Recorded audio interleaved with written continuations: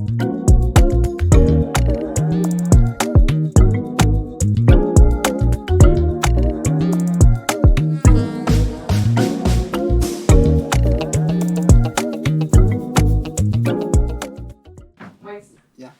that's fine. Thanks. I got you. Don't worry. Just because I'm a woman, I know what I'm doing. I know you do. All right. Oh, I see. Yeah. Is it up now? Yeah, it's on. Oh. Yo, what's up? So, what's going on? I'm good. How have you been? Been a while seeing you. It's been a while. Been a minute. It's been a while. It's been a minute. Yeah. And guys, we're feeling buzzed today. Yeah. We're feeling buzzed. Yeah. I'm Most Rev, then Opene-Luxington, and this is James. And it's been a minute. What have you been up to? I'm just basically working and just doing my grind. Just doing your grind. Yeah. Just doing your grind. What does that look like? Oh, just working and doing normal things everyone do, like just working Yeah. and no, just working. That's it really. I really love your. Oh, this is it's a cover, isn't it? Yes. The cover is a. Could you tell viewers what this symbolizes? Oh well, the thing is, everyone thinks like when they see a snake or something like a snake in their dream, they always think like snakes are like is a terrible. It means it's an omen, like it's a terrible thing. Like maybe something's gonna happen to you or they get scared. But actually, it does tell you that because snakes are not evil as people think they are, because royalty, they actually have, royalties, they probably have like, the kings, they used to have like snakes, back in Egypt, they used to have like cobras, like at the back of the sea. Yeah, exactly. The Egyptian pharaohs. It's just pharaohs, yeah. So snakes are not what people think they symbolize. So basically, this is your staff of office. Yeah, exactly. So that people can understand the weight behind your words. Exactly. And the royalty behind your The lineage. royalty, exactly. That's right. the reason why I That's have right. it. Yeah, that's a good one. So we are here representing the royalty amongst our viewers. Because I want to say something now. There's a lot of you living your lives not realizing that you have royal lineage in your running through your blood. Yeah. Because society and life may have tried to tell you that that there's nothing royal about you, or there's nothing special about you. Yeah. And that you're just here to live a modicum of an existence, 9 to 5, and just get by in the good old by and by, and that perhaps your reward is somewhere in heaven, where there's a God in the sky who may or may not reward you. Yeah. So we represent the kings and the queens out there. Exactly. What do we want to talk about today? We've Well, got a lot to say. Let's start with I'm going to go to relationship right now. So what I'm going to talk about relationship is because I've been having some thought about relationship, about how men put their dreams second and put women first. Because there was a thing there's this thing, Chris Brown, Please Don't Judge Me. It's a music he had a long time ago. Please don't judge me. Right. Chris Brown. There was one scene there where he wanted to fight for his country. Yeah. And he was going to the army or what, it was like an army thing or whatever, and he was fighting, and not fight for his country actually, he was going to space, he was going on a rocket, like, I don't know, going to space or whatnot, and it was supposed to be used as an experiment or something like that. So his girlfriend was crying like, baby, don't go. And he said, babe, I have to, as much as I love you, I have my countries first. And that made me think of a lot of things, because at the end of the day, even if he has done that, and I saw something else about a man, there's another thing about a man going to battle and his wife was crying, she was crying like, baby, don't go. And he told his wife, he said, do you know, I love you. And the wife said, yes, I know you love me, I love you too. And he said, but I have to go. But do you know what? Even as much as she didn't want him to go, deep inside she's proud of him because he's putting his dreams first before her. Usually women would say, oh, don't go, usually they would say, don't go, do whatever you want to do and stuff like that. But they don't really mean it that way, because if they know that you're putting them first before what you're doing, they can't trust you. So what you're describing is Yeah. is the idea that a man has to have a central mission, A mission, a purpose, and that in mission life. comes above almost anything else. Everything else. I'm not saying you should love your woman, but you should not put her first. Put your dream first. This is controversial for all the wrong reasons, and I totally agree with you. Yeah. Obviously, I want to hear a bit more about your insight in this, but if I wanted to add something, it'd be like, Yeah. the reason why a lot of men don't like to talk about things like this. Yeah. And I want to make it clear in this podcast that there's no taboo. No, We go in and we talk about what you've been thinking. Yeah. A lot of men have been emasculated. Emasculated. So now they believe that anytime they speak about things that are hypermasculine, that the society is going to shut them down for being Neanderthals and cavemen. Yeah. But having said that, dig a bit deeper Yeah. into this idea of putting your sort of mission first. Well, I'll put it this way, yeah. So there are three types of in a relationship, yeah. Even if it doesn't matter if it's a boy and a girl dating, or if it's a lesbian or a woman, or if it's a man and a man. There's always the male energy and a female energy, Right. and it could contradict. So the thing is, like, if you have so sometimes, like, obviously a male energy supposed to be, I'm not being sexist, but a male energy supposed to be the male, the man, right? That's And a female energy is supposed to be the woman. Yeah. But sometimes, like, it could be the other way around. That's why you say that men are being masculated. Emasculated. Yeah, with other way around. And when it's other way around, it means that the man is not fulfilling his purpose in life, Right. and the woman is doing that. So the man has become the man has become the woman, and the woman has become the man. Yeah. And well, there's nothing wrong if you have kids, or you have a sort of commitment at home and you have to take care of your kid. But you must, as a man, you must not lose your purpose in life, because as soon as you lose it, the woman will not be sexually attracted to you anymore. All right, let's go there. So Yeah. I completely agree with you. Yeah. When we talk about relationships, Yeah. people immediately pick sides. You Yeah. have the red pill guys, Yeah. and you have the hyper feminist side. But we don't have to always have this gender war whenever we as men and women want to interface with each other. No, we don't have to. This is how society tries to divide a lot of you, by giving you ideas that it's wrong for a woman, for instance, to express her femininity.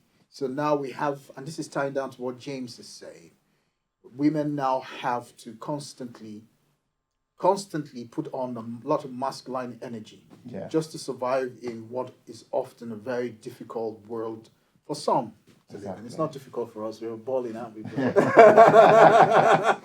Yeah, but at the end of the day, as you said, at the end of the day, if the man is not having the male energy, the woman has to take it up, isn't it? She has to play that role. So, what would you say is the main aim of a relationship then? Okay. So there's different ones. So there's some women, like, maybe they had trauma when they were younger. They had trauma in the sense that maybe their dad used to beat them up, or they got traumatized. You know what I mean? Like, they were always shut down as a female, and so they never had a time. They never had to express themselves, right? So most of those kind of women, when they go into a relationship, they don't mind if the man has the female energy, because that's the first time in their life they've ever experienced a man allowing them to be, a bit, I don't know, you know what I mean? Like To be a woman. a woman. No, not actually a woman I'm talking about. I mean, like, when you're a woman and they've been suppressing you, you don't feel like or they've been shutting you down and telling you, look, a woman's place is in the kitchen. A woman's, you know what I mean? I'll tell you what I mean now. A woman is in the kitchen. A woman is supposed to be heard. Then you might want to go into a relationship where you want to be heard. And if the man he has a female energy, you don't mind having a male energy there, because you don't mind him going to the kitchen and you being the one, doing the role of a man, because you at that point in your life you feel like, okay, you know what, I can finally be heard, and I don't know, maybe you're not getting. You get what I'm trying to say? Yeah, absolutely, Yeah. absolutely. I mean, Yeah. First and foremost, we Yeah. have this issue of Yeah. men not really understanding why they're going into relationships, because true. women know why they're going into a relationship. Yeah, Most women know why they're going into a relationship. Oh, okay. And I'm going to speak freely. Yeah. This is a no hyper feminist zone. Yeah. This is a no red pill zone. A lot of men don't understand why they're going into a relationship. They often go in because they are lonely, because they want sexual gratification, because they're attracted to the physical aspects of the said girl, because they believe that this is what completes them as a man to be in a relationship. But like we said in previous podcasts, when it comes to relationships, the greatest relationship is the relationship you have with yourself. When you have a solid relationship with who you are, and you understand the dynamics of your own personality, the dynamics of your own makeup, what your mission statement is, Your purpose in life. your purpose in life, then you have something to share with the feminine. Women, on the other hand, by and by, understand the importance for them on a biological and social level to be in a relationship, be it for protection, be it for provision, be it for profession. What I like to call the three P's. A man has to tick off the three P's to be of any utility to a woman. He must be able to provide. That's not necessarily saying it's just financial. That's a great one to be a provider for, but often it can be emotional support. It can be spiritual, anchor. And it could be also It could be- financial as well. Yeah, obviously. Yeah, yeah. Finance is a physical crystallization of spiritual authority. Yeah. So your provision is the first thing, your protection as well, and profession. When I say profession, you have to profess your love. You have to profess your ability to be on her team, right? And when you can tick those three things off, then you can have the relationship. Yeah. There's another. Sorry to cut you there. There's No. another thing. There's another thing I observed.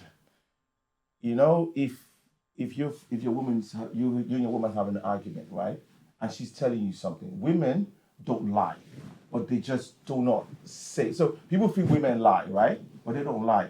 But they could. They're like, they could say something, but they mean something else. That's how women are. So let me give you an example. Like, let's say you just want a contract. You come home, you want a contract. You say, girl, I just want a contract, and stuff, and I'm so happy. And she goes like, she doesn't even care about that. It's not like because women are not, they don't go with history. They don't go with what your CV. They go with now. Right. You know what I mean? Like, they don't, it's only we men that go with history, CV. We go like, like now, Benny used to be like this, used to be like this.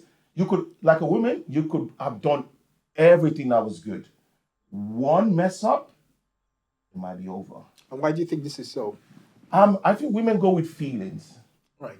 Feelings is one. And two, I feel like, okay, let me just go back to what I was saying first before we go to that one.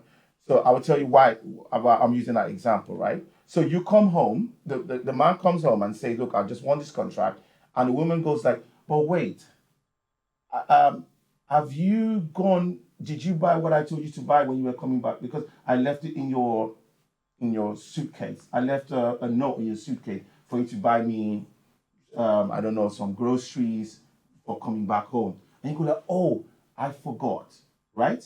And you go like, oh, anyway, I'm going to get it now. Sometimes it's not that she's talking about. She doesn't want to spoon, like, okay, real women don't want to make you feel like a son, or they don't want to make you feel like a baby, like, like, hey, okay, oh, you want a contract. They're not your mother. Right.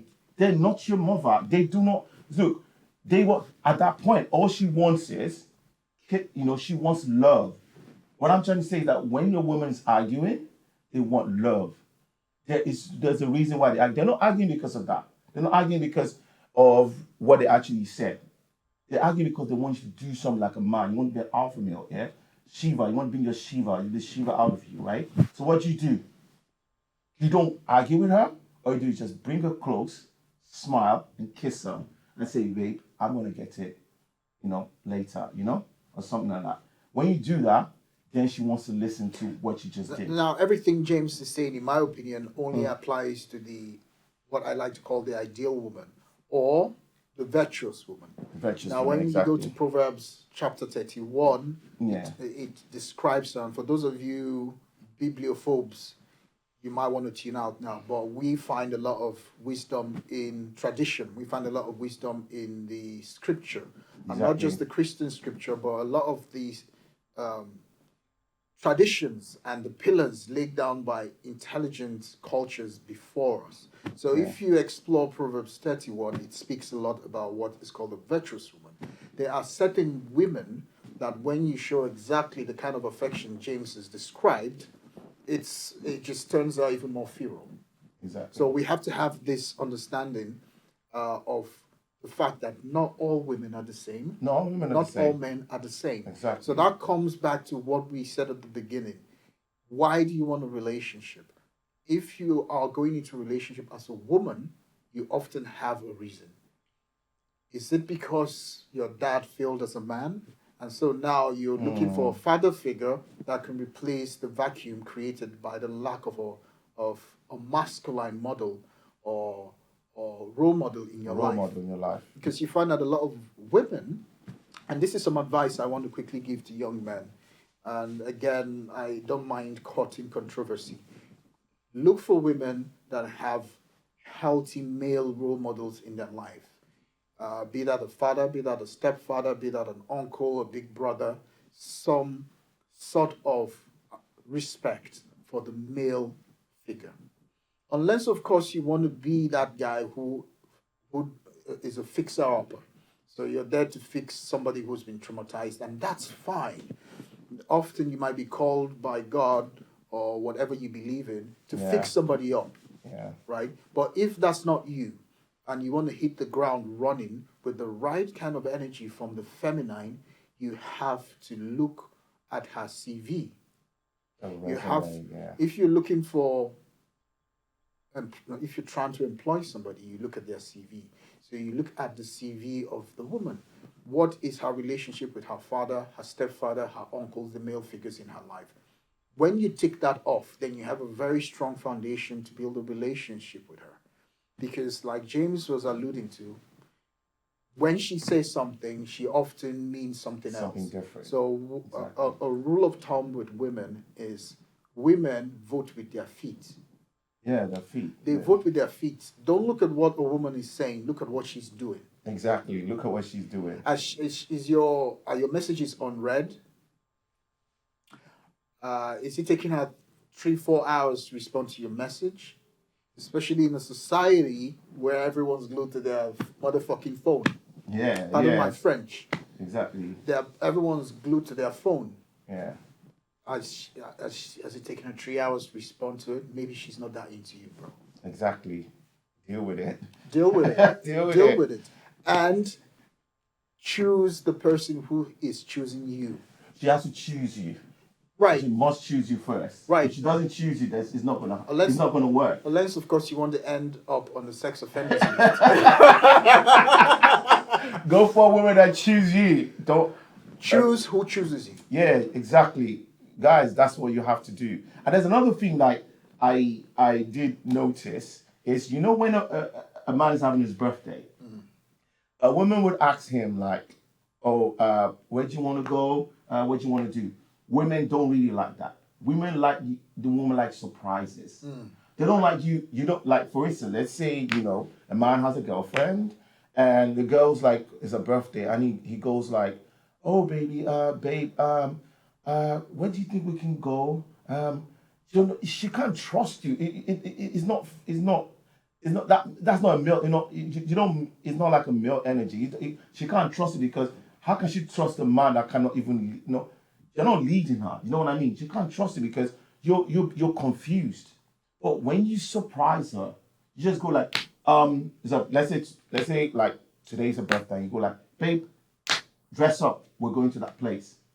She looks at you and she's like, "Wow, man of authority." She gets a rose. She wants to.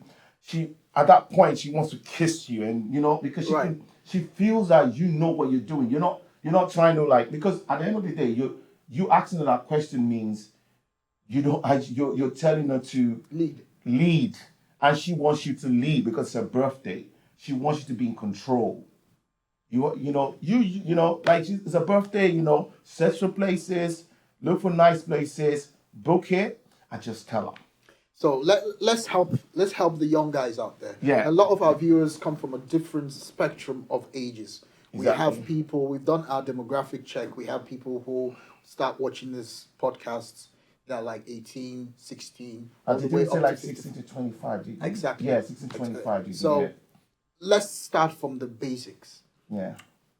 How to initiate, because we want to help you out, to initiate the relationship to start with. So if we break this into 3 stages, Exactly. from the "hi, I saw you from across the room" stage, to the first date, exactly, to the relationship stage, and finally, if that you're so led, to the marriage stage, right? Exactly. And also what happens when love fails, when the relationship for whatever reason hits the rock and you have to bounce back. So we want to quickly lead our guest in this conversation through that life cycle.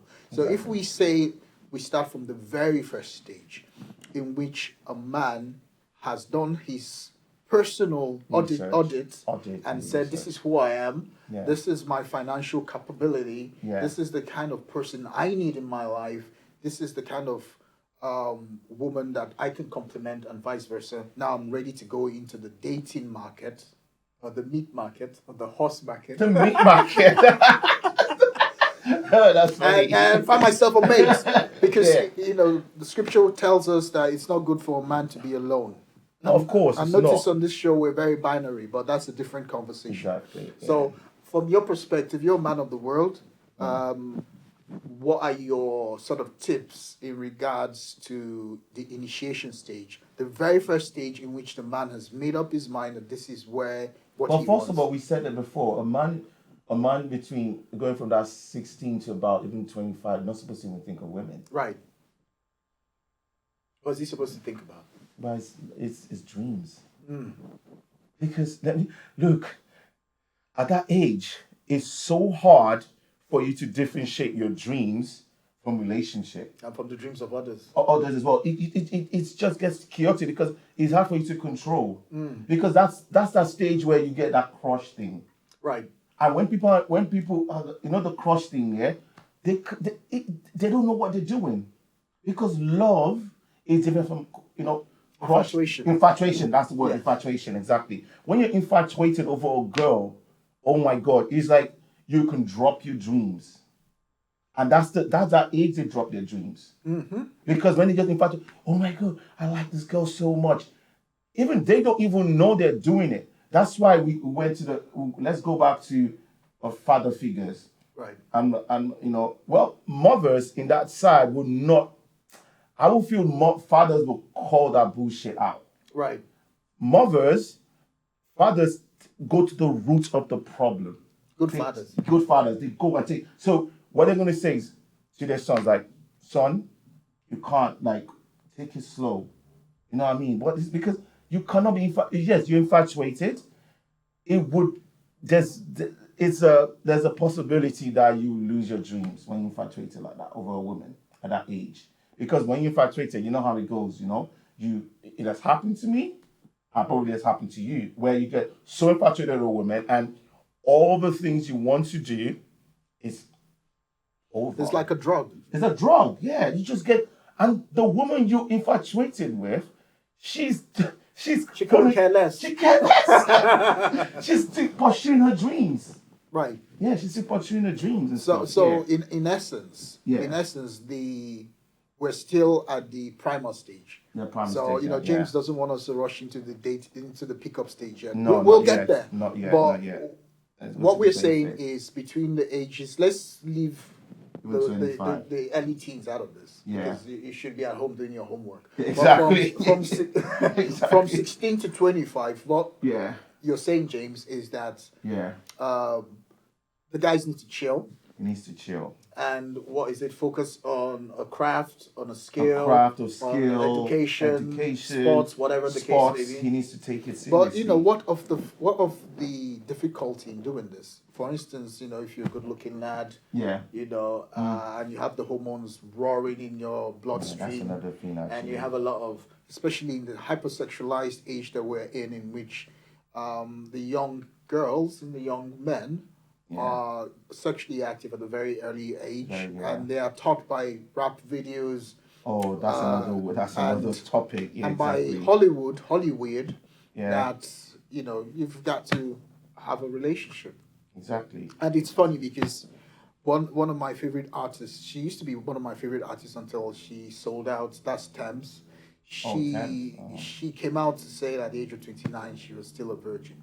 Now, I wouldn't bet the farm on that, but the idea of holding on to your virginity till that age is something that is very rare in this generation, and it's highly rare. applaudable. If it is true, Thames, I really respect the restraint. She always was my favorite artist, and I know I've always respected her as well. Right. Yeah. Yes. Yeah, So, I've always respected. but if we juxtapose that to what we're talking about, we're saying men practice self-restraint, practice retention if you can, and that brings us back to retention as well, because this all ties in.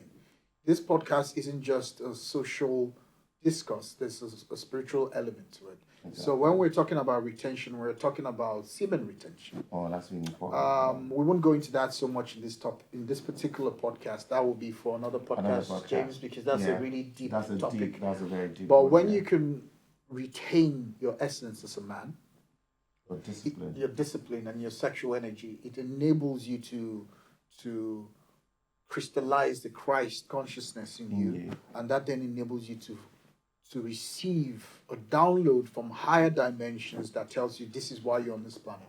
Exactly. That can save you 10 to 20 years. So sorry, there's this thing called superconscious and subconscious and consciousness.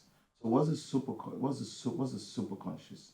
Is that the thought behind the thought, or the superconscious is referring to God consciousness. God's consciousness. So you have the everyday conscious life, which is anchored to the material world. Now, there's an exercise I like a lot of my clients in my private practice to do, which is I tell them to say,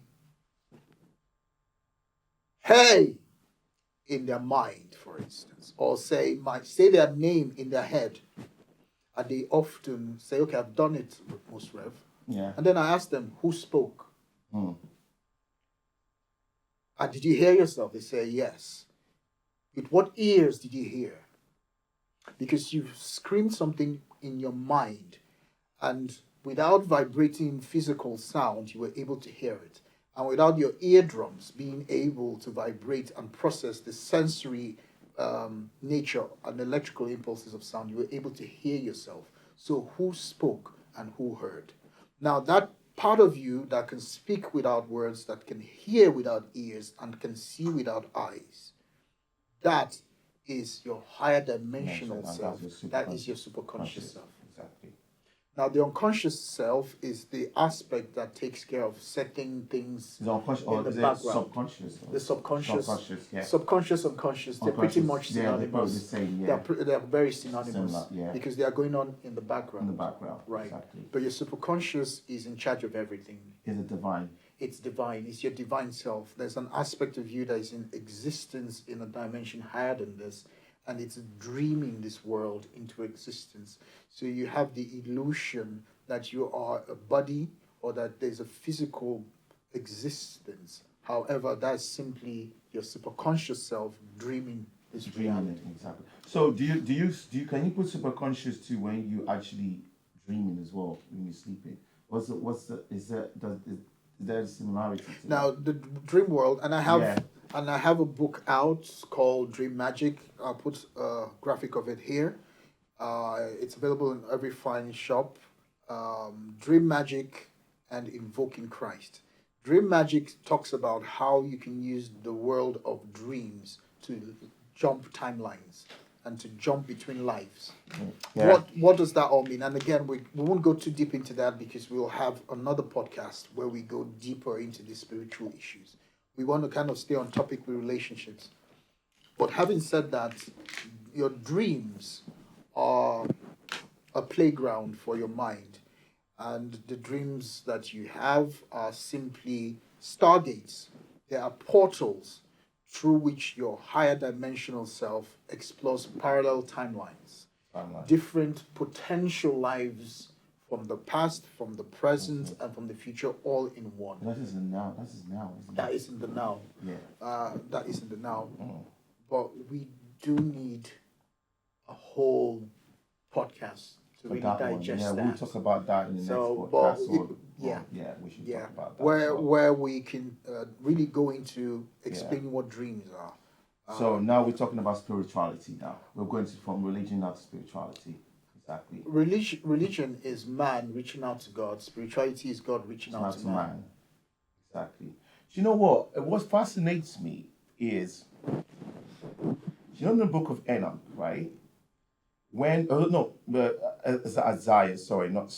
viewers. Isaiah, when he said he saw a vision of Christ and all that, he didn't call it. He called it Emmanuel. Yes, God with us. God with us. So, it's why was he called Jesus in the New Testament then? For the same reason that there was a guy in the Middle East 2,000 years ago called John, and another called Luke, and another called Matthew. Because for the very same reason. It's spiritual. It means God with us. Right. So it's inside. It's with us. It's inside. Within us. It's within us as well. Right. And with us is with. So of course, when we say with us means with us, but then we have to like say personalize it. It means it's it's with me. With me. It's with you. It's with everyone. It's with everyone. So again, which is his name, Emmanuel. Emmanuel. So if you, like I said, get the Invoking Christ book and the Dream Magic book. In the Invoking Christ, and we speak about the disciples as archetypes of the mind. They are not historical figures. They are actually archetypes of your mind. Yeah, of course. But let's go back to relationships. Yeah, relationship now. Okay. Let's go back to relationships. As I said, men lose it. Young boys lose it at the age of that 16 to 25, and it gets too late because one out of 500, or not, maybe 1 out of 500, maybe 1 out of 100 or whatever, do not actually, after 25, the girl's going to leave them. And then when they realize, they're like, oh, it's too late. I should have done that, and I should have done that. And this is where the father figure comes in, or your uncle, or I don't know, you have your stepfather or something. He will tell you like, bro, what are you doing? Slow it down. But when you just, I'm not saying women as single mothers cannot do that, but it's a bit, things of men is like, you probably have a father that have gone through that stage before, and he has had that experience, So it's easier for him to talk to you than your mother, because your mother has not really gone through that experience, and your father probably have done, or he had a brother or he had a friend, and obviously he wouldn't want that to happen to his son, or He you doesn't know what want I his mean. son to repeat the same Yeah, mistake. it's the same thing. So he's gonna call you, but your mother might be a bit, mothers are a bit love, they warm. They don't, even when they see that sons is doing something that is not right. They, because of the love they have for him, they won't want to cut him. They won't want to like be blunt with him. It does depend, Yeah, because if the single mother, yeah, because single mothers are part of the discussion, if a single mother hates the father of the son, often yeah. she sees the mistakes of the father in the boy, And the boy, and exactly. then there's what you might call a projection of certain emotions on that boy. But if we go back to the idea of you restraining yourself until you focus on your mission on earth First. before you go into So any the relationship, initiation stage, initiation stage, then yeah, then you'd have done yourself a great service, exactly. right? We're not saying don't have girls who are friends, Yeah, there's but nothing wrong with but that. we're saying don't sell your soul too early. Too early. Don't Too do cheap. that. No, don't do Okay, so that. now let's assume we've moved beyond that stage. The young guy, he's waited till he's about 25, Exactly. and he's got a career track, he's got a financial track, he's got a spiritual track, he has an inner understanding of himself, but now he's ready to actually move in and find himself a partner. A partner now. How would you, in your experience, suggest that he approaches this? Because it's become very difficult now to even. I think if you pass the age of 25 and you got your dreams, yeah, if you find a partner, the partner must be able to support your dreams too. Because if she's not, a dream you built for like 4 or 5 years can go down the drain. If you meet a wrong person. We'll just go like, if you meet the wrong person, everything will be destroyed.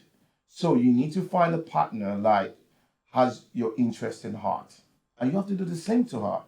It's not, so we're not saying it should be one-sided, right? We're not saying a woman should support a man's dream alone. We're saying that a woman should support a man's dream and a man should support the woman's dream. It is it's a give and take, isn't it? It's you have to support each other's dreams, and if you do that, because there's another thing that Madonna said something. Said love is an interest. And when he says that, when she said that, I did understand what she means. Because if the interest is not there, like if you guys are not interested in each other, like in the terms of what he's going through and what you're going through, and there's no focus between both of you, and you guys are not supporting each other's dream, which is still the interest, it's not going to go anywhere. What's going to happen is one person is going to be like, oh, blame.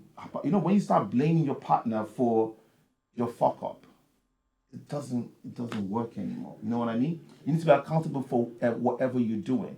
So if you're going into a relationship, make sure that the partner you're going, the person you're going to, the girl or whatnot, make sure that girl's aligned with your dream. If she's not, I'm really sorry. Absolutely. I don't think you should go into that Absolutely. relationship because it's just going to be chaotic. Absolutely. But Yeah. now I think we've kind of gone into the relationship part.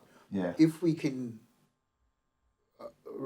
retrace a little and speak about the actual initiation stage. Oh, the So initiation, because yeah. I get a lot of emails, I get a lot of messages, and people say it's become very difficult to even say initiate an interaction organically anymore, because everyone's on social media, Oh, everyone's you on told the me dating again. apps. Oh, So what I would tell like me to now. say is, because you've done your homework and you realize the kind of woman you're after, and if Yeah. you were to ask me, I would say look for somebody who's family oriented, Oh, somebody that's who another has a thing, yeah. strong relationship with male figures in her life, like we said earlier. Okay. And now you have to find yourself, where do I find such people?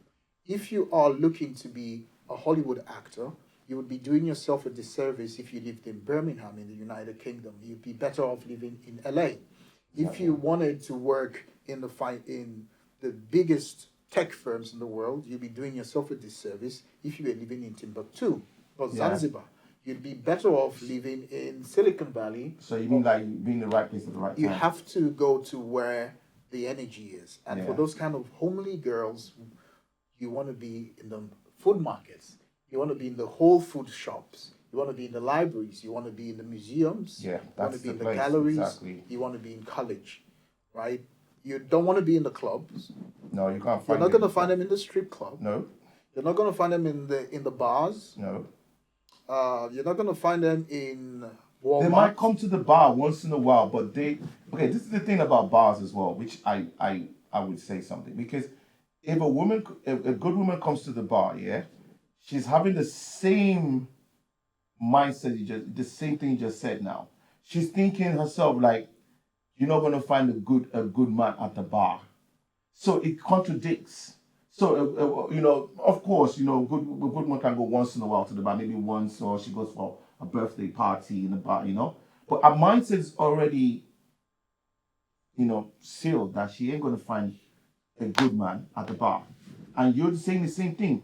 You're saying now that a man is not gonna find a good woman at the bar, right? So if I ask you, when was the last time you found a good woman at the bar?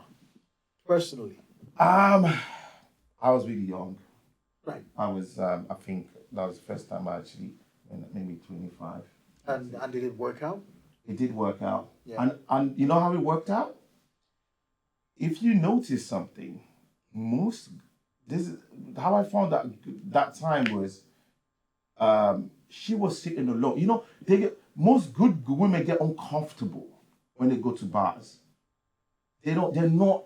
I've always thought. Look, I've always even told like my young cousin. I said, look, if you go to a bar and you feel like that's you want, maybe you went to the bar once in a while and you found. Always look for girls that are feeling uncomfortable sometimes. If the energy is not, because good women, when they go to bars, the energy is not, they're uncomfortable. You could feel it. Some of them would just, their friends will be dancing, they will just stay in one corner and they'll be very, very like, as if they don't have any confidence in themselves. Why they're doing that is because the energy is not aligned to those kind of places, And that was how I felt, because she was just, Well, I would say you were lucky, because the reality is, if a woman at that stage doesn't understand where she needs to be, then it's possible that she's somebody who's easily swayed.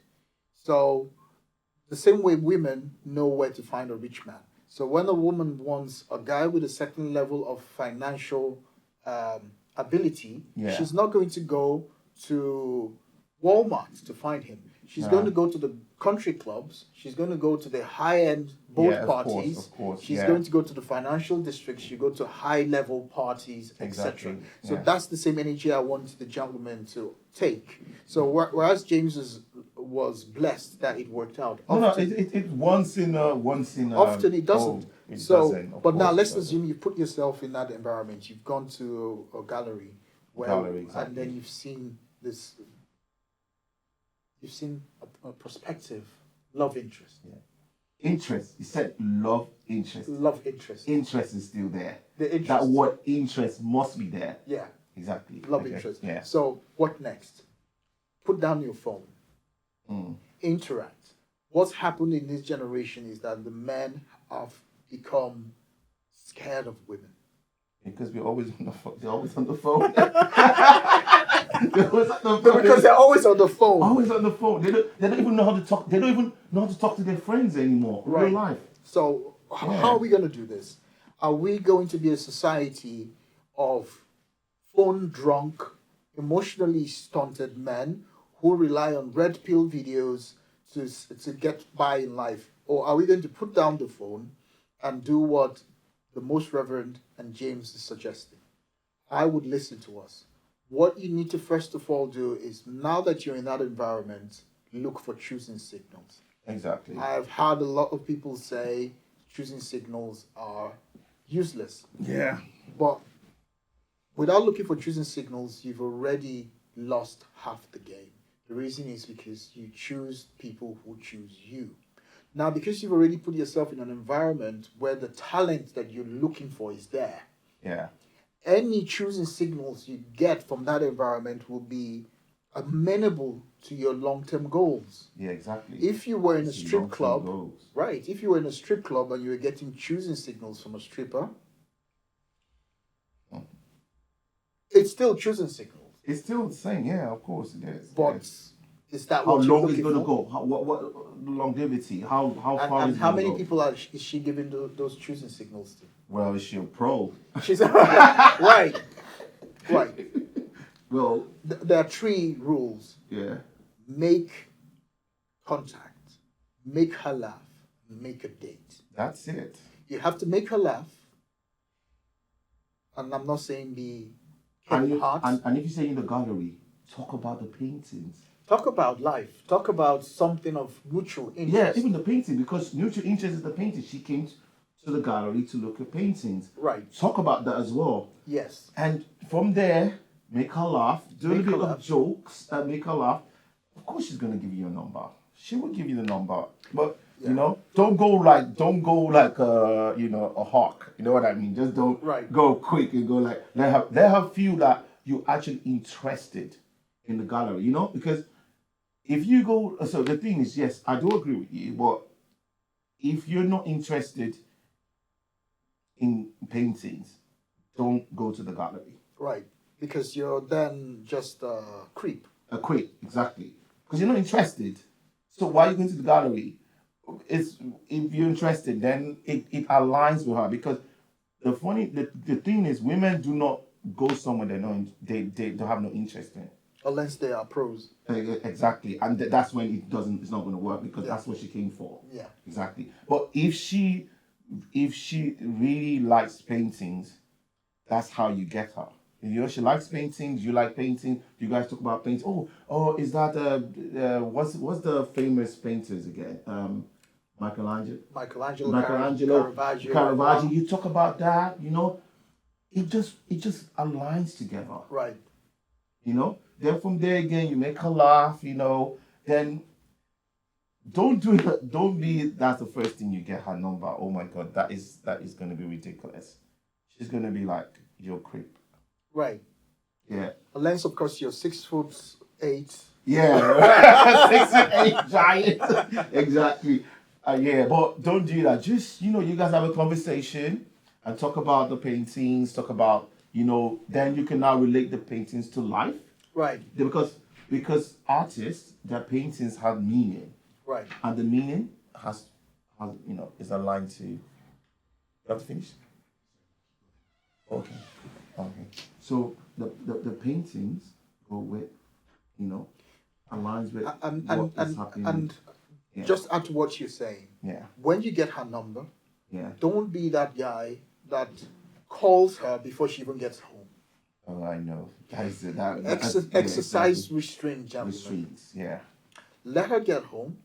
We're not talking about playing games, but we're also not talking about neediness.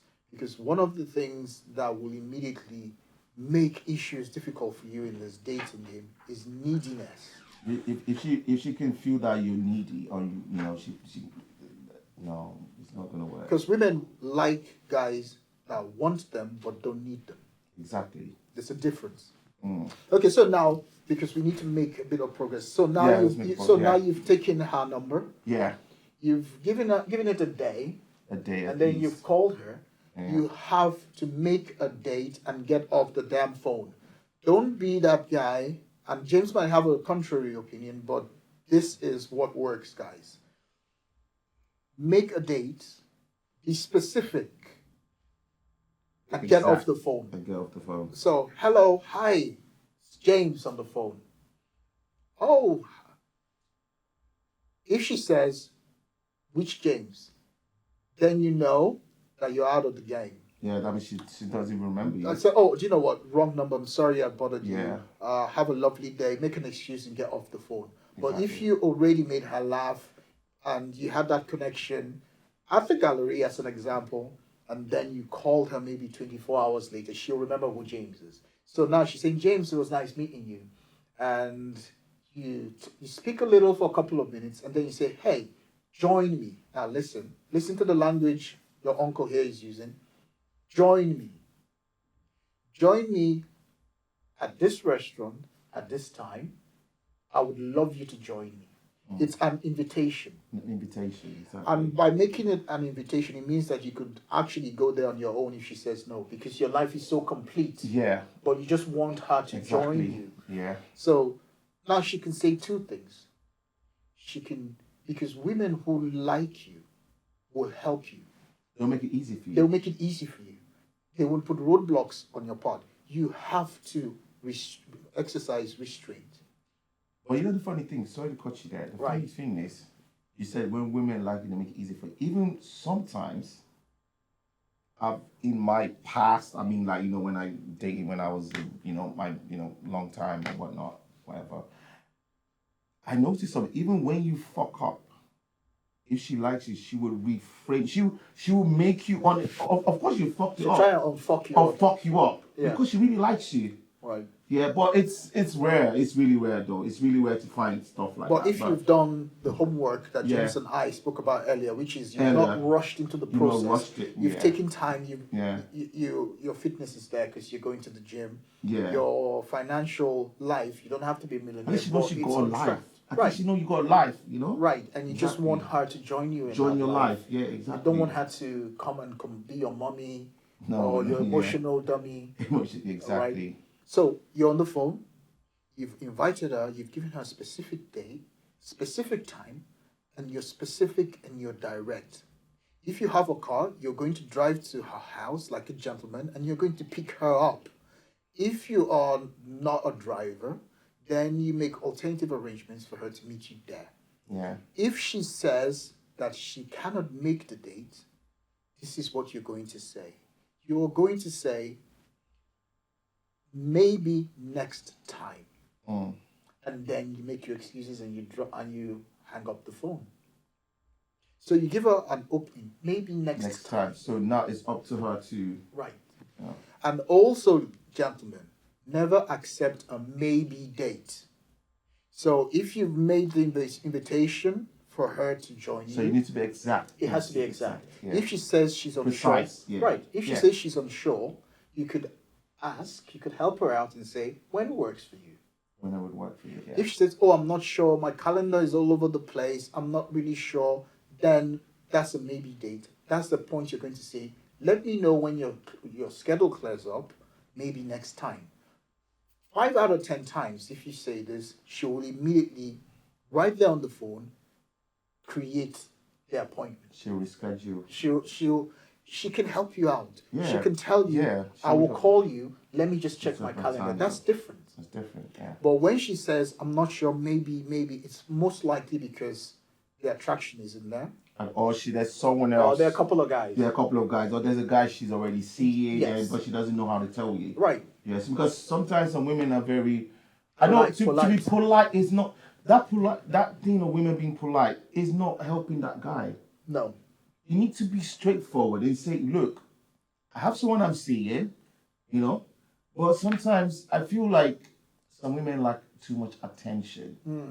You know they have a boyfriend or they have someone they're serious with, but they just want more attention from guys. Why not?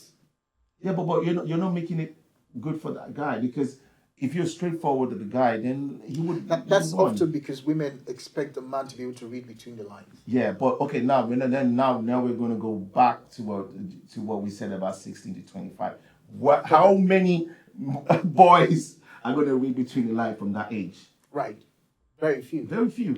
Very few. You're saying this because probably, you're not, we've got a bit of experience and whatnot. But a guy that is like is 16, 18, has a crush on this girl, he's never going to read between the lines. He doesn't have the testicular fortitude. No, he doesn't. So he will keep pressed, trying and trying. And the girl will keep playing that game. Again, that's because... Yeah. Pardon me. Yeah. Again, that's because society has told you work hard is how you get ahead in life. Yeah. But really what society and what the Most Reverend James are trying to tell you is that working smart is what's going to get you ahead. Working smart and working, there's this word of luck. They said when opportunity meets preparation. Preparation. Yes. Yeah, that's it. So you're prepared. Prepared. So, but I hope you're taking notes. So now let's assume everything's gone smoothly and she's actually agreed to this date. Don't be the guy who sends 10 text messages after that. Because a lot of men, young guys, and guys in general feel that because we're communicating on the phone, we're building rapport. You cannot build rapport on the phone. You build rapport in person. In person, or call it. First of all, call it. Obviously. Call it. I feel like, sorry to cut you there, Right. Benny. I feel like calling is very important. Right. It's more, but you see, texting, it comes with so much confusion. You know, you might say something. There's sometimes you might even say something like, you might make a funny statement, and she would not understand. And she takes it the wrong way. The wrong way, and that's it. That's done. It's done. You're out of the game. I'm sorry I call it a game, but it's actually a game. It is a game. The game of dating. It's a game. But there's sometimes, but you could say the same thing on the phone, and she would understand because the tone of voice and everything. And she knows it's a joke. And she knows a joke. But on the phone, it might not look like a joke. It doesn't translate as well. It doesn't translate well. So be old school with it. Pick up the phone. Be old now, school. if she's unwilling to pick up the phone, it's because most likely either it's not the right time or there's something she's hiding. Yeah, and then exactly. you press eject. Eject. You save yourself a lot of money, a lot of time. Take it out. Sorry, let it go. Out. There's no point. Right. Do not have a scarcity mentality, a guy. And that's where it comes to having your purpose first. Exactly. Because if you have your purpose, it's easy for you to delete it out. Because you don't want the drama in your life. No, you don't want it because it's going to affect your purpose in life. Yes. Your focus. And when it doesn't work is when you don't have a focus, that's when you become needy. Right. You become needy because you don't have a focus. No focus. You have nothing else you're doing. As you said before, you said go to the gym, go gym or whatnot. If you want to go to university, go university. If you have a trade, if you have a trade, if you want to do this, if you have those things, you're a busy man. And if you're a busy man or a busy boy, those things will not bother you. In fact, it's going to help you because you go like, oh, thank God, like, at least it's good that I know now that she's not picking up the phone. Than for me to get into this. That's a red flag there. Yeah, but you know it's even worse when you now get into the relationship with it and she start acting like that. It might be emotionally, it might emotionally damage your, whatever. But you might be dealing with somebody who's not a good communicator. Well, that's another thing, yeah. Right. Because at the beginning, you are vetting this individual because you don't know them from a can of paint. She doesn't know you from a can of paint either. Yeah. Because we're not just here for the guys. The ladies listening to this, obviously, you are more than likely nodding your head because this makes sense. You would rather a guy is straight to the point about a date and the time of the date, and you also would like a guy who knows what he wants and who can read between the lines and who understands and can handle you the way you want to be handled. So what age are we? Sorry, girls. What age are we talking about now? Because I don't think a guy that's 16 or 17 knows what he wants. I mean, I'm not an ageist. I believe that if you have achieved that level of spiritual, mental, physical, financial aptitude at 16, well, you could then actually come at 16, then that's great for you. You could actually come at 16. Actually, it's possible. Yeah, we don't put an age in these things. All we're saying is that by and by, to be awakened can be any time. From any age, actually. Yeah. It can be any age. Yeah, it could be. So you've got her phone number. You've called her. And she has said maybe, and she's trying to play around, and you say maybe next time. Call her one more time, 2 or 3 days later. If she's still unwilling to make a concrete date for you, then you have to delete her number. She's not interested. She's not interested. She's just being polite. Okay, what about this? Sorry to quote. What about a scenario like a scene where she did that, and after like 2 weeks, she just called you from the blues? What were you gonna do? It does happen. So, but that's because you've pulled back. And not pull back. So what do you advise that guy to do? Okay, so I mean, again, we're still at the initial stage. Okay. So you're not dating. She ghosts you for 2 weeks, and sometimes that's fine. You have to give women the space to miss you, which is why you find. Will she miss you when she doesn't even know you? But according to your question, she decided to call you. Oh, she decided. Oh well, then she. So there must be a reason. There must be a reason why. You must have made an impression, or there's a reason she's called you. Or maybe she had a man and something. and something. Happening and you know what I mean. You're not a crystal ball gazer, so you don't know. But that could happen too. It can happen. Yeah. So the guy wasn't, maybe the guy messed it up, or the guy, he didn't do, the guy wasn't the right but guy. that's because you give her space. Because Yeah. if you were blowing up her phone, she probably wouldn't call you She back. wouldn't call you, even if she doesn't like that guy anymore, she wouldn't call you. Yes. You'll be the last person she would call. Exactly. Or even text back But and say sorry and all that. Let's look at it this way. If she's a beautiful woman, she probably gives out her phone number, or she has a request for her phone number quite a lot. Of course, yeah. So let's assume there are a couple of guys that have this number, this Yeah. amazing number to the presidency, Yeah. to her queenship, to her Yeah. majesty. Yeah. Now the question is this: who do you think she'll be most interested in? The guy who's blowing up her phone, trying to get to her door, trying to get her on a date, trying to get in her knickers, or the guy who's reserved, Yeah. who's made his intentions known, who's Yeah. asked for a date, but who's willing to respect her boundaries and her space, and Boundaries. pulls back Yeah. and allows her time to meet him halfway? Mm. Who do you think she'll be more attracted to? Of course, the second one. Exactly. Not the first one. The first one's like a creep. That's what they call creep. Women. You know what? The thing about, I don't know, but from what I know, because obviously I got sisters, from what I know is, a man that women, they can easily class you as a creep quickly. It's so quick the way they do it. Just a little thing you just do that. Oh, he's a creep. It makes them even feel good that you're doing that you're stalking them sometimes, because So they can. take you out, and it makes them feel like it adds to their profile as well. When men are stalking, they don't like it, but it makes them feel like, oh my God, I must be very beautiful for many men stalking me like this. Right. And it could be dangerous too, as women, because as girls, don't seek attention that you cannot finish. Or what's the word? Is it, yeah. You Don't bite more than you can chew. Yeah, bite more than you cannot chew, because you go into this guy, you don't know if the guy is a psycho, and you go in there and you're playing this stupid game sometimes, and this guy might not be normal. Exactly. So Right. don't play that game. If you feel you're not interested in a guy, let him know you're not interested in him. It's This is it's not rocket science. This is an issue though, James, Yeah. because a lot of men don't take rejection very. They don't take rejection. So that's why a lot of women are a You bit have to be skeptical to say no. Oh, to- okay, to a okay. man. I get what you mean. Yeah, To say no. Yes, Okay. because okay. some boys, because only a boy acts this way, thinks that all right, this is But is there no way you can? Is there no way you can say it? You can be diplomatic. That's what girls do. They expect that because they're not picking up your phone calls, because they're not responding quickly to you, that you catch the drift. Yeah, but that's a decent man. Well, if it's a real psycho, do you think he would not be more upset? I think from the perspective of a woman, it's probably safer that she just slowly reduces The way that she talks interaction. to you. Okay, maybe. Yeah. Okay. So not like instant ghosting you. Not Yes. instantly, like they just ghost you, like. But so they do it like slowly. Like Yeah, it could work. I Yeah, sent you a that text message and you don't respond for 2 days. Oh yes, okay, that's okay. That's a good way of doing that. Yeah, okay. Right. A good way of doing that. So, but Yeah. okay, so now we're on the date. Yeah. You've come on the date, arrive 15 minutes early, gentlemen. Tell her on the phone, if I arrive before you, I'll buy a drink and I might get you your favorite drink. If you arrive before me, do the same.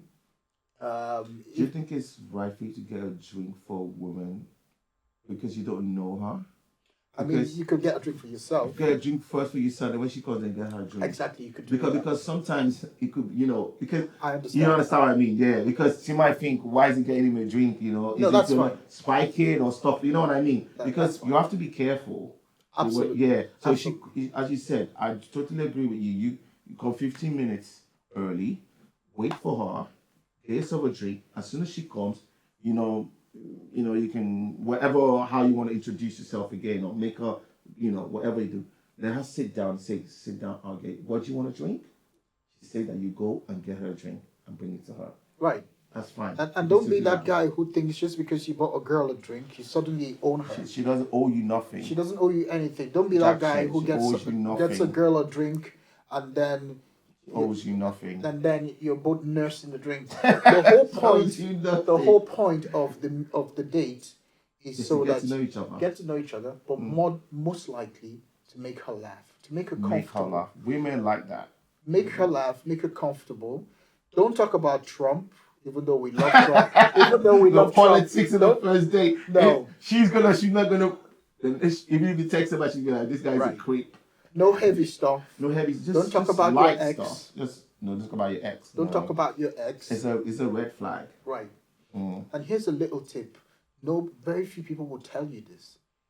Take her to more than one location on that day. Take her to 1, 2, or 3 places because it simulates 3 dates. And a woman I is didn't more know than that. right. Well done. This is a cheat code.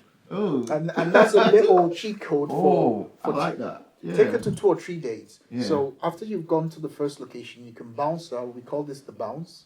You can bounce to a different location. And you can bounce change what you guys are doing. change what You can just play like a game or something, a Right. funny game. That, Right. you know, you need to build that bond. right. Exactly. Right, yeah. because a lot of women will sleep with a man after 2 or 3 dates.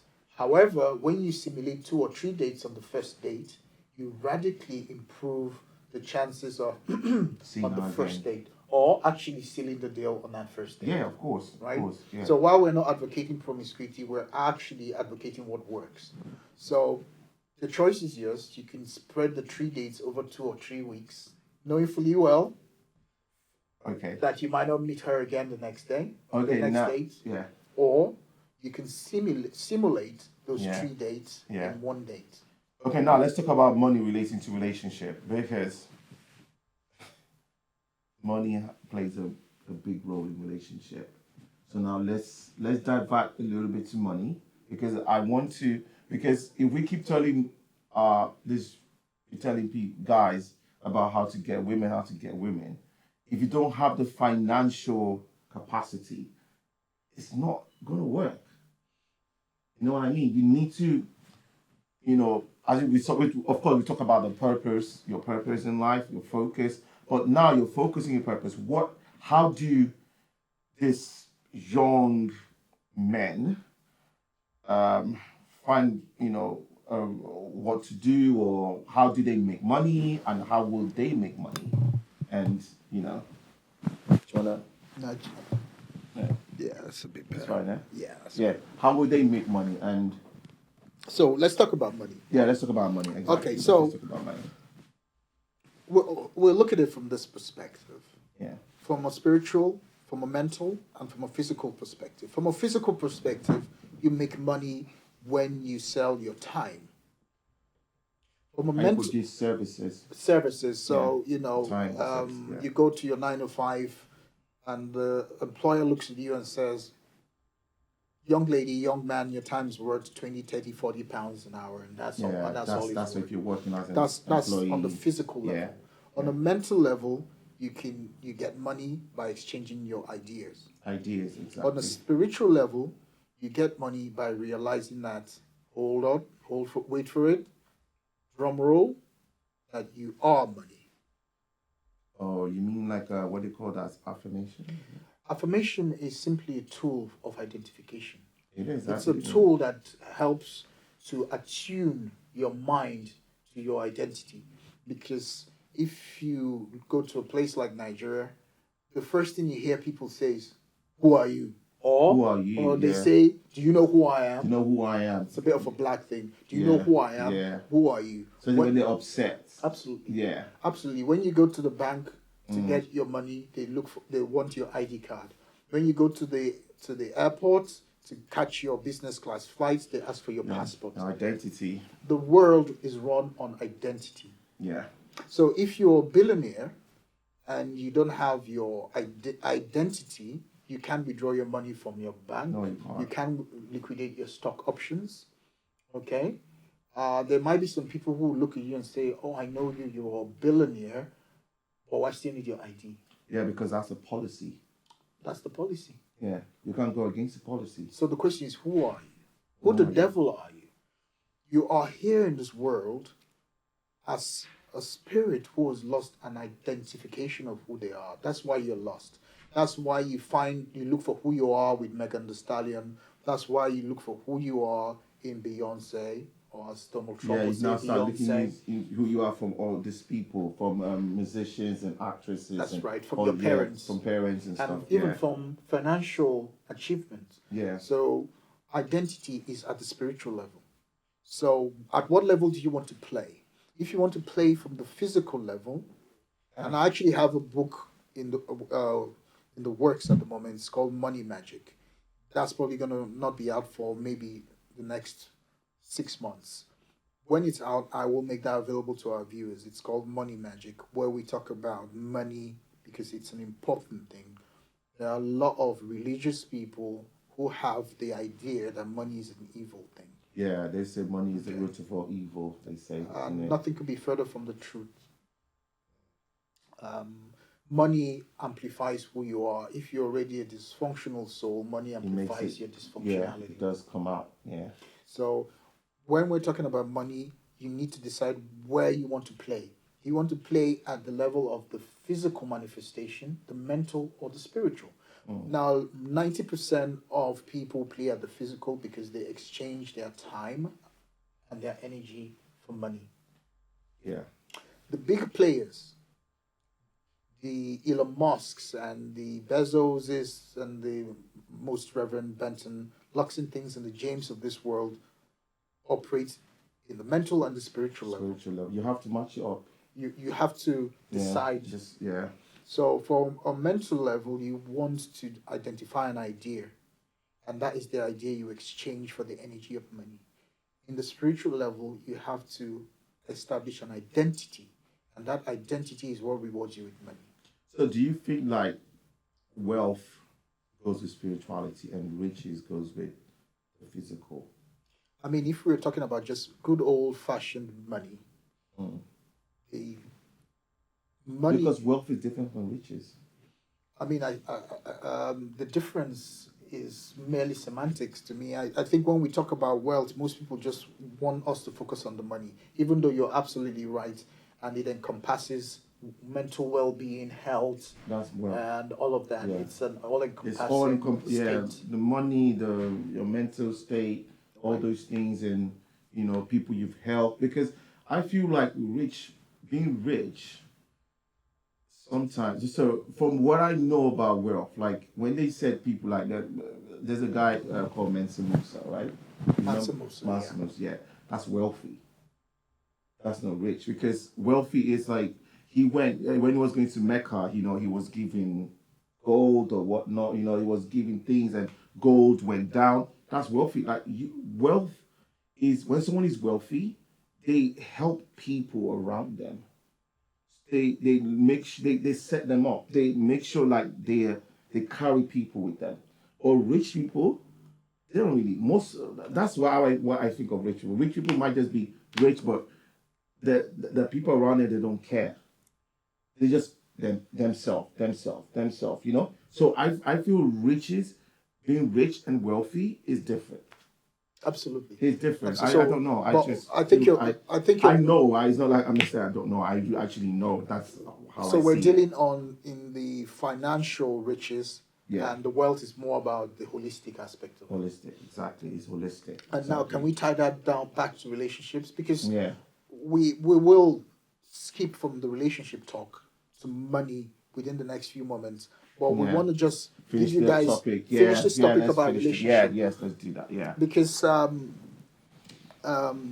there's no romance without finance. No, that's not. It just goes together. Finance, romance. Exactly. Yeah. There's no romance without finance. Yeah. So I'm pretty sure we'll go back in and discuss a bit more about relationships because it's an ongoing thing. It's not something you can take care It's of an ongoing thing. in one episode of a podcast. But I think with what we've discussed, you now have an idea of how to approach the initiation phase, right? Exactly. The dating phase is similar because you've taken her on a date. Your job is to make a date, make her laugh, and procreate. That's it. Okay? So you make a date. Don't be that guy who spends countless hours on the phone with a girl thinking that you're going to create rapport with her that No, you way. can't create rapport on No. you can't create rapport on the phone. Give a woman the space to miss you. You know, back in the day, sorry to call you, back in our dad's time, yeah, it was actually better then because it was more like it was hard to even send an email. They said so they You couldn't you could write a love letter. Yeah, and it was once, and before the person. So I feel like this WhatsApp thing has made it so easy that it's just like you send a message and you expect that person to reply you after 10 minutes or 20 minutes. But an email, you know that even if you send an email, you know in your head, they know that time they knew that it could take 2 days, it could take 3 days. But because of this WhatsApp and all this chatting stuff, you feel like she owes you something to reply you. Because you feel like, oh, it's WhatsApp. And you can see that she's seen it. Yeah. In the email, you can't see she's seen it. Yeah. You send an email, you don't know.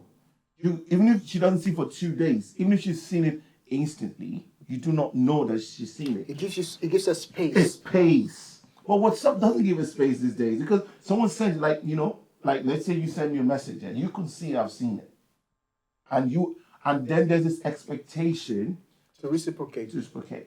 Right. And that doesn't give her the space for attraction to grow because attraction, you cannot force attraction. No, you can't force it. No. That's why you might be a billionaire, but your wife is not necessarily attracted to you. She's still sleeping with the pool boy. Yeah, of course. Because, yeah. So you can't force attraction. No. Attraction grows. And it grows if you follow the 3 M's, which is make a date, and you have to keep dating your girlfriend. You have to keep dating your wife. Yeah. This doesn't end simply because she says I do and you say you do. Yeah, that's the mistake with many guys, isn't it? Right. With guys in general. They feel like they've got her and that's it. Right. There is an ongoing process. It is work. It's like how you go to work every day. It's a cycle. It's a cycle. You have to keep going and keep, you can't stop. It's a rinse and repeat. Yeah. But if you follow the 3 M's, you're not going to go too wrong. Stay off the phone. The phone is for setting dates. It's not for creating rapport. It's for setting dates. Yeah. Hi, I was thinking about you. When are you free on Friday? Meet me here at 8 o'clock. I'll drive by and pick you up. Make sure you're nice and ready for me. Does this work for you? She says yes, absolutely. You come, you drive down, you pick her up like a gentleman. You take her out. You make her laugh. And guys, another thing. Please, guys, always remember a woman can take time to dress up. Don't get upset. You know where I'm coming from? He's got sisters, he knows. Don't get upset. Because, the funny thing is, and when they see that at the first date, is a red flag for women. When they see, okay, you meet them and you say, oh, meet me somewhere here, or I'm going to pick you up, and you're probably in your car and waiting for her, and she's not arrived yet, and sometimes they do it on purpose. Women test you. Right. Here we go. They always test, especially if a woman likes you, she will test you more. If she doesn't like you, she won't really test you. She'll be like, okay, Normally, I always agree with James. But this is where I have a slight deviation in opinion with the testing thing. Yeah. Well, I'll let you finish your point. Okay, the testing thing might not be that. Okay, there's different types. The testing I'm talking about now is she might just want to know if you're the type that can get upset quickly. So she might be like, you might say, okay, meet me. I'm going to come pick you at 6 p.m. And you get, you're in your car and you park your car, and you call and say, hey, hi, I'm downstairs. I'll be waiting for you. She might deliberately just not even come after 30 minutes. Just to want to catch the feel of how you react. As she comes, guys, do not feel upset. Don't show it. Try as much as possible not to show it. I'm telling you, that's how I feel. Yeah. Just be like, okay, whatever. She gets in the car. Just be calm with it. Maybe later in your relationship, when you guys are in a relationship, then you can start telling her, look, babe, I don't like it that you get, you come late. But don't do it on the first date, and don't actually do it on the second date, because she wants to know the kind of person you are. Because sometimes they want to know how angry you can get to. That's what we call the shit test. The shit test. I The know. shit test. Yeah. So the reason why women do the shit test Yeah. is often because they are doubting your masculinity.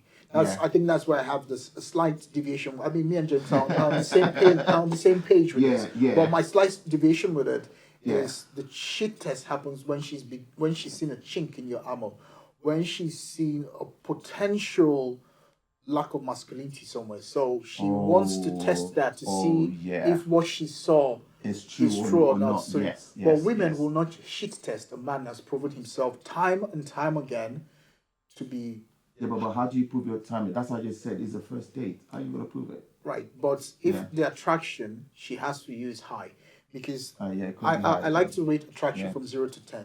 If a woman is attracted to you to a 10, you She'll can make it do even no easy you with can you. do She'll no even wrong make in it her. easy. She'll She's even not make- going to test you. No, she's not gonna test. She'll She's- make it easy for you. Right, but what she Is it- testing, she's yeah, head over heels. She's already over heels about Where it. she yeah. starts to test you is from attraction 6 down, Yeah, 6 down. Yeah, 6 down. right? She's Yeah, beginning 6 to down. test you to find an excuse to get rid of you. Even when she likes you so much, she might even initiate the date. Of course, Have you seen that before? that would happen. that happens only to a rarefied few of us. She might be the one go like, oh, me and my, I want to go to this place. That do you want to come? It has happened before. Or she asks you, "What are you doing this weekend?" What are you doing this weekend? So she's pushing that to you. Yes, To like, and a open question. lot of guys are clueless. Like, she might say, Mm. it might even be somebody you work with. What Yeah. are you doing this weekend? And you think, okay, this is just the usual English or Western politeness. No, she's getting interested. in She you. wants to know, can I be part of your plans? Yeah. And she might ask this a couple of times, and when you don't click, she Yeah. immediately says, okay, this guy is not Not interested. interested in me. And then she And moves there's on. another one that open. Is it not open question? The other one, that one that like what's it called again? When a woman does not. So you say, "How are you?" She said, "I'm fine," but she doesn't ask you how you are. Tell her she's not interested in you. I'm sorry. So what we're doing here is You're we're not giving you interested. little things to look out for, little red Details, flags. yeah, red flags. Another one is if you say to her, and this is important in the initiation stage. Yeah. So you might say to her, "Hi, what's your name?" Yeah. And she tells you, "My name's Wilhelmina," or whatever the case may be. And a lot of guys lose this very important opportunity to find out her level of interest. They immediately say, "My name's Femi, my name's Benny, Yeah. No.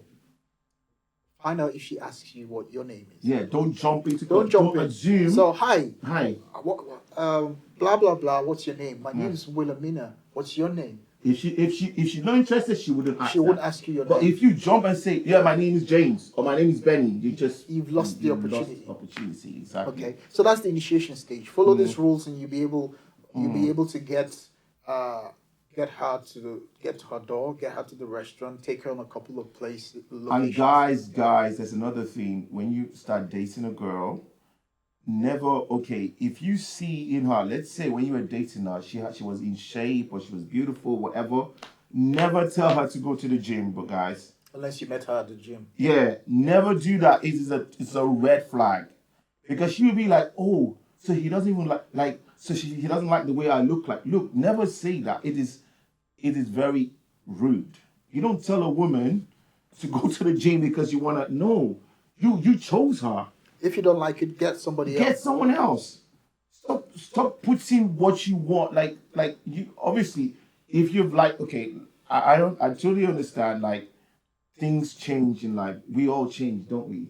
We like certain things. Sometimes you like a slim woman. After a while, you like a woman with boss and robust women. We all change, and men change. Women change as well. Yeah. Sometimes women would like a skinny guy. After a while, they'll be like, "No, I want a guy that is big."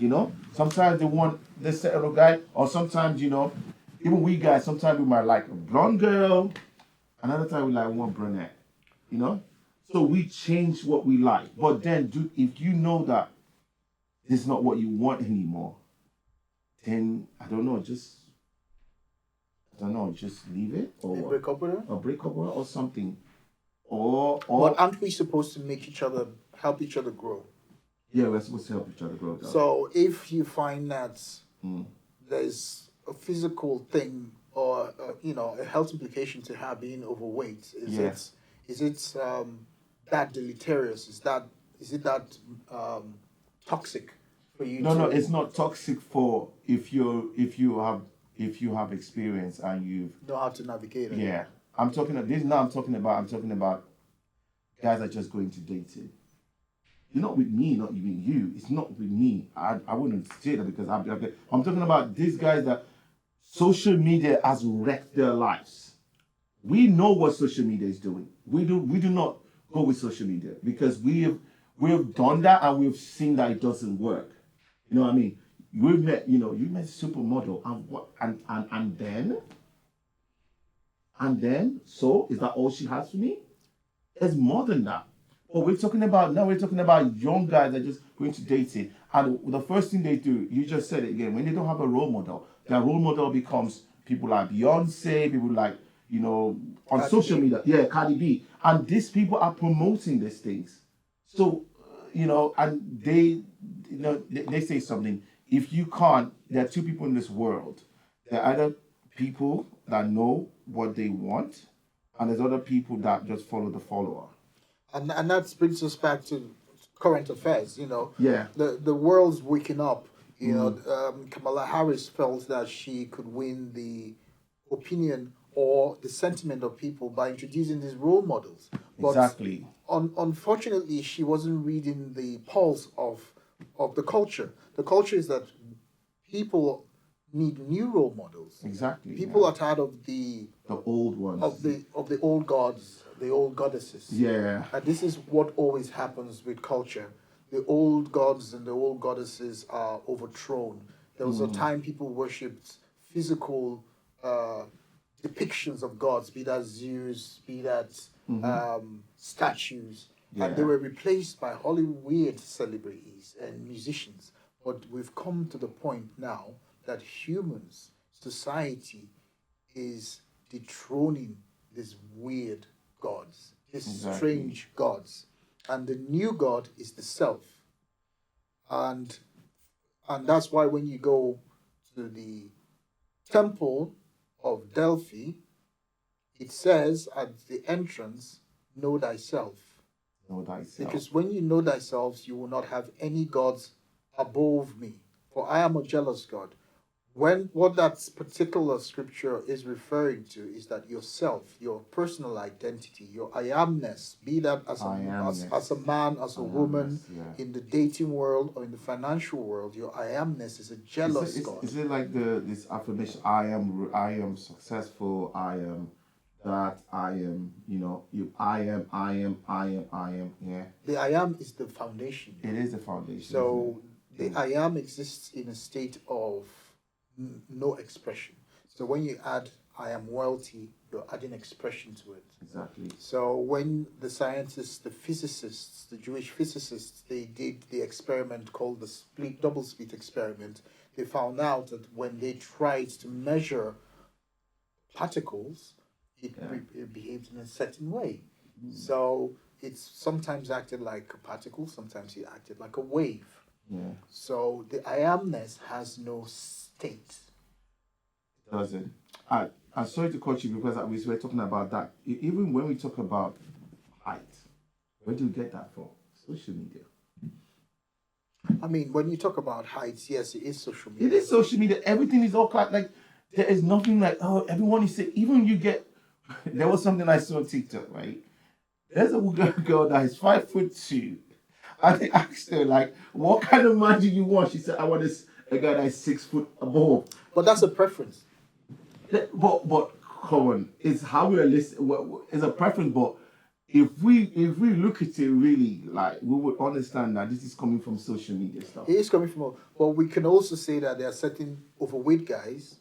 Yeah. Just because they have some money, they want a skinny girl, but they have big pot bellies. We know them a lot of. Yeah, but it is the psyche it's something with, it's like the experiment they did about a baby, and they put two dolls, and they said there's a black doll and there's a white doll, and they said which one is more pretty, and she doesn't even know, but she just chose that one because in her psyche she has been watching like back in the days, they used to have like Little Mermaid was blonde and blue eyes, and so for her, she just automatically think like that one is Or she associated beauty with due to whiteness. whiteness, and she just thought that one is that black and is evil. So it's the same thing that goes with height. People just automatically think like if a guy's taller, really tall like that, he's gonna protect it, but the guy might not.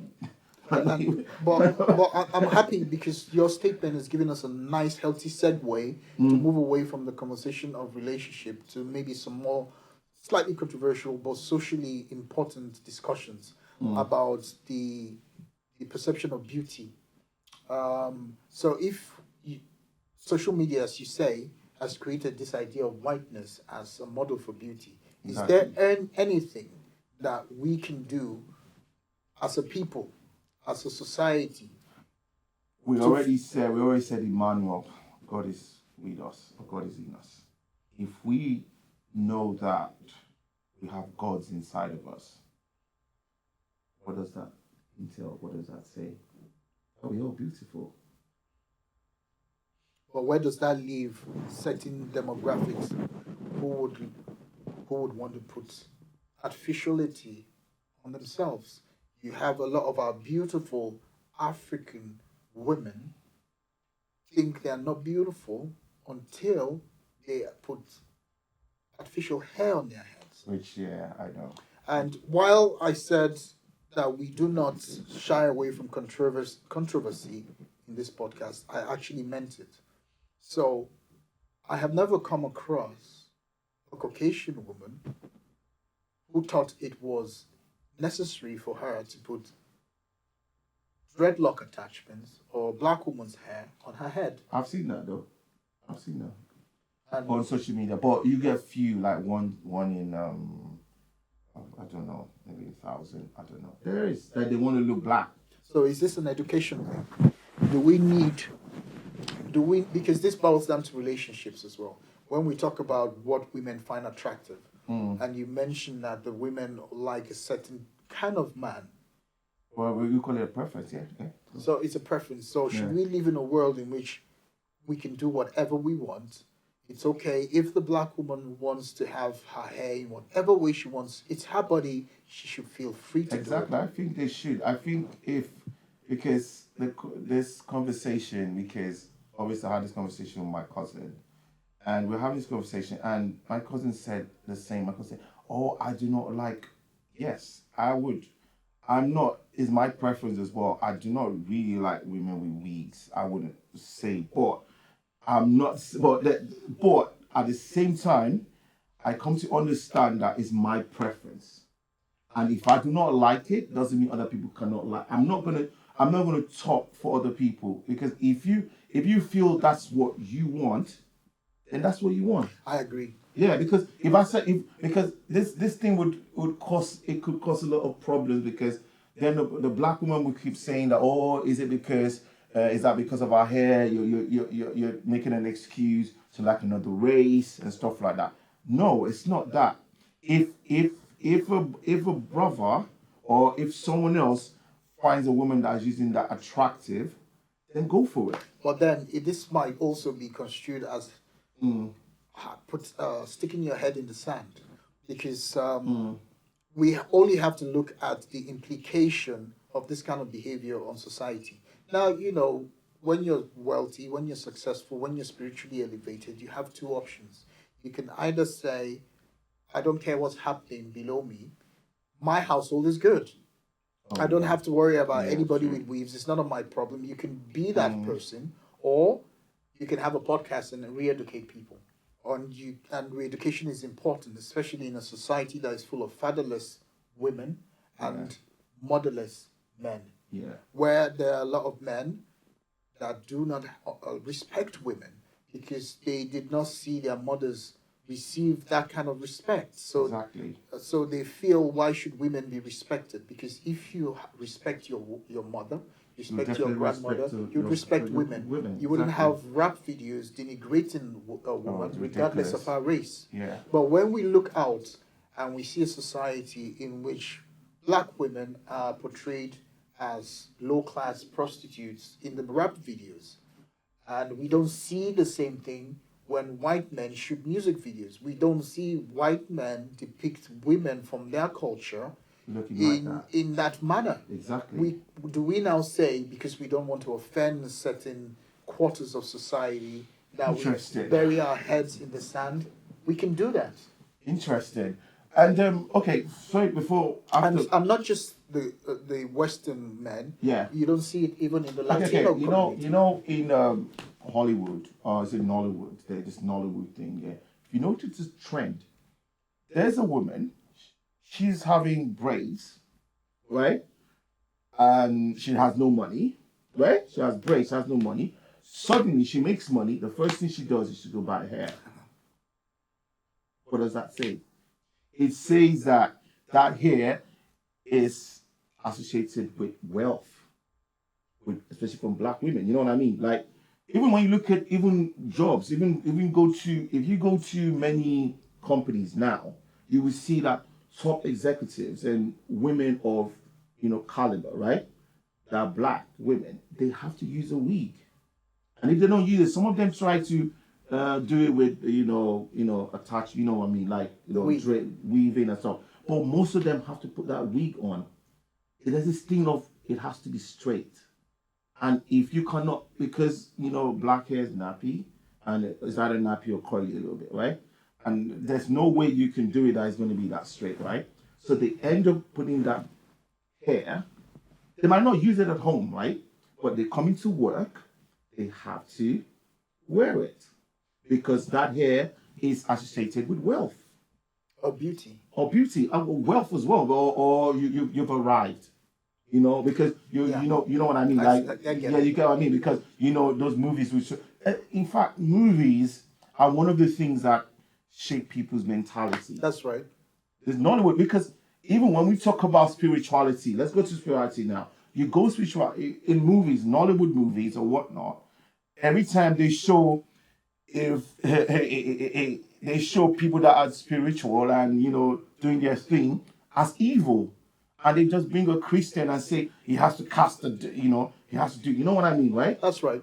They take our religion away from us. Our spirituality. Because our spirituals are ancestors. They make our ancestors feel like they're evil. So let me ask a question. You mentioned Exactly. the correlation of the fake hair and what have you to wealth. Yeah. So how did Africans prior to westernization express beauty and wealth with their women? Because certainly those hair extensions and wigs didn't exist in that way back then. Yet there were wealthy women, there were beautiful women who were still able to express. It was more beauty. of the body, how The jewelry and how they look. Fresh they were. How fresh and how well fed. Yeah, well fed. You know, when if you're big and you have the body and all that, it symbolizes wealth. So one of the reasons and the jewelries as well. Yeah. Absolutely. So one of the reasons Africans and people of color are having such a tough time in the world is because they have forgotten their identity, their ancestry, their identity. They've forgotten it. Yeah. I believe wholeheartedly from my studies, both as a legal professional and spiritual work with loads of clients, that racism is a cop-out. The real issue is class. It's class, actually. Yeah. Because even Africans themselves, they had classes, they had caste systems, and they had slaves. So Africans themselves, prior to the slave trade, and even till recent history, they had what's in the West you'd call butlers and servants. Yes. And a lot of them were treated quite in an appalling manner. Of course. Why am I saying this? It was regardless of their skin color. Yeah, it was. Racism is a social construct. The social, anything zim. It's a social construct to distract from the real issue, which is class. It is class. Now, when you have your money up, when you have your talent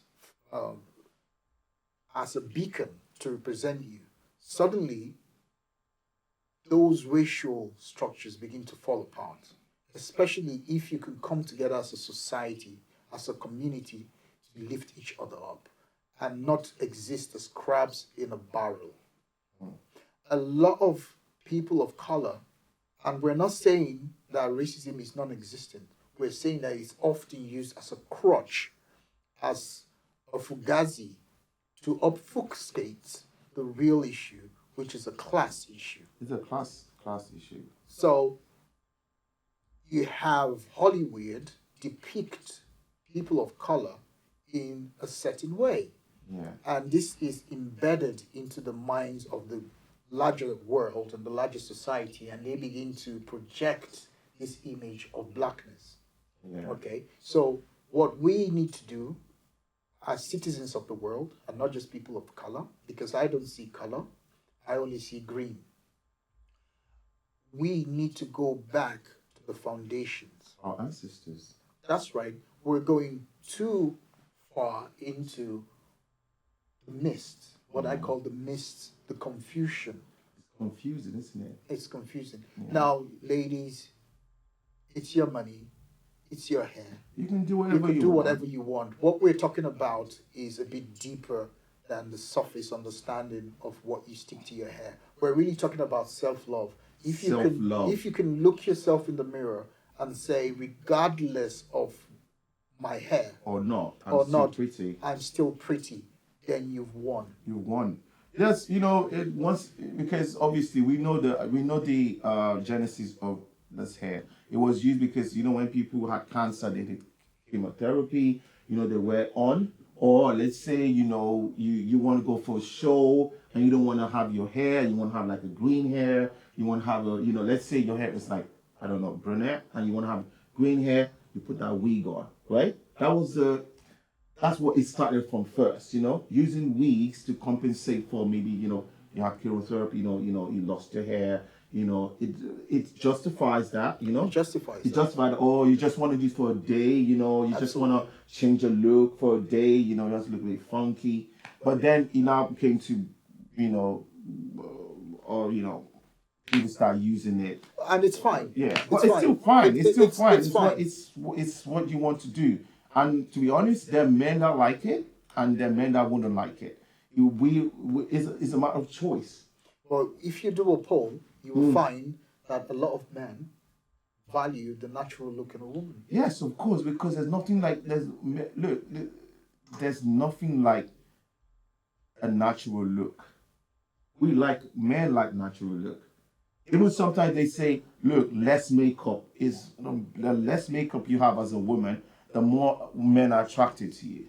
And of course, I can hear certain quarters of society say we don't give an F what we men like, but you're going to find that is often a statement born out of anger or ignorance, because you actually do care. But let's also extend this flagellation to the male counterparts. So if you look at certain countries like Nigeria, they've become, instead of becoming synonymous with oil, synonymous with culture, which they have in abundance, they have become synonymous with fraud. Now, the question is why? Because a lot of the young men have come into this confusion as well. They are as confused as their female counterparts by wanting to have wealth quickly, without really offering either of the three tiers that me and James spoke about, which is either the physical part in which you're giving your time for money, the mental part when you're giving your ideas for money, and all the spiritual part where you are identifying yourself as money. They've lacked patience. So, my question to you, young man, as you sit on your computer sending that email or making that fake profile, is with the same energy. You can focus that energy to something. With the same energy, can you not drop ship? Yeah. With that same energy, there's all many things you could do. Can you not learn how to trade? You could be a trader. With that same energy, can you not be the next Nigerian Elon Musk? Exactly. And when you've achieved wealth, why do you think that the best thing to do is to drag your brothers and sisters down. And to show off your achievement? I think it's because of I think it goes with what they've done. I feel like if I'm not saying all of them are going to be like that, but if most of them are truly using their minds to create wealth, honest way, constructive way, there's likely is likely for them to do that to their brothers. I feel most guys that do that are guys that got their money in a illicit way. Exactly. So they want to prove something because deep inside them, they know that what they're doing is not good, and they know they have limited time. So they want to shine as quickly as possible. Exactly. So they're trying to bring. They want to bring their brothers down as much as so they go on social media. They do that. But if you made your money in a good way, you're not going to want to do that. Absolutely, James is absolutely right. I've spent time with a lot of ultra wealthy individuals, being one myself, and one thing I have noticed is that it's not the guy in the fancy suit and the bogus jewelry that is the boss. It's often the guy in the background wearing a pair of shorts, a pair of flip-flops, exactly, and a t-shirt, very modest, and a Abercrombie t-shirt, very modest. Yes, of course, he's gonna have the really. Of course, there's always the wristwatch. There's always one thing. The understated wristwatch. Yes, always and the wristwatch might be understated, but when you check the price, it's the value of a couple of houses. Yeah, and it's always that individual who has transcended. But as Africans, I know that we're flamboyant beings. Yeah, we are. There's nothing wrong with that. But we're just talking about who brings people down. That's why I said that those people that go into fraud and do stuff like they're usually the ones that will do that to you. But the ones that genuinely make their money, they will not because they have a lot of that. Because we said it. There's a limited time for those people. So you're going to find that the guys who've made that money in that manner, and who've decided that they have to really show it off, are the ones who are going to be more attracted to the girls with the fake hair. Exactly. Because you live a fake life, so you're going to be attracted to fake things. Fake equals fake. Fake plus fake it matches. It's good. It's the same energy. It's the same energy. And the people who really understand what I'm talking about, go to the comment section and tell us how you feel. Because we're open to suggestions, options, opinions. Opinion, not option. Opinions. You tell us if as we said, is your preference. But what we just feel is fake and fake. The perfect match. The perfect match. A match made in hell. Barry, don't speak like that, because hell is a state of mind. It is a state of mind. Yeah, there's nothing like heaven and hell. Yeah. So if you're happy with the way your life is going, then you don't need to listen to this podcast. Exactly. Podcast is for people. This podcast is for that people want to change their lives. I want to, critical thinkers. People who are ready to challenge the status quo. Yeah. And see life not just in the grey area, but in black and white. And now, sorry to cut you there, because we're going to talk about that spirituality. Let's talk about Nollywood now. Right. And we talk about why is it that Nollywood is destroying our ancestry, is destroying who we are, destroying where we really come from. In what way? In terms of what I just said. Yeah. I'm not saying Christianity. I'm a Christian myself. I'm not saying Christianity is a bad thing. I believe in Jesus. I believe in God Almighty. But I do not think. I think that in Christianity, our ancestry is they all. If you look at the stories of our gods, it aligns with Christianity. It's almost, you know what I mean. We talk about our God. It's similar as Greek mythology. Egyptian. We are all the same. You know what I mean? We are in the intermediary of saying like angels. In our ancestors, we do have angels, don't we? We call them, they are the ancestors. Ancestors, exactly. Ancestral spirits. Ancestral spirits. So I do not see why they are putting down our ancestry on these movies in Hollywood. And they make you feel like it's evil. And when the pastor comes, the pastor prays and says, is that what they call them again? Those people that do incantations. What do they call them? The witch doctors. Witch doctor. They say it's the witch doctor that is doing you. I thought, no, it's not true. In everything, there is good and bad. Even in Christianity, some people are using Christianity to do evil, and some people are using Christianity to do good, isn't it? In every religion, there's good and bad, yin and yang. Even in Buddha, there's yin and yang. It is not true. It all depends on you, what you want to use it for. Our ancestry is not bad. It's something we should celebrate. It's something we should look into. And if your parents didn't teach you, go and do research. You know, my friend here is what's your channel again? Orisha Rising. Orisha Rising. Go into it on TikTok. Listen to what he's. In addition to that, we also have Yeah. we also have work on alchemy. We have another channel called the Alchemy of Living. Yeah. The Orisha Rising brand really is to give Africans and people of color a bit of a taste of their spirituality. Spirituality, It's exactly. not an advocation to worship idols. It's not No. an advocation for you to go into primitive means of accessing spirituality. No, It's simply no. a cultural movement It's a that, consciousness. that gives you pride Yeah. in your ancestry. Yeah.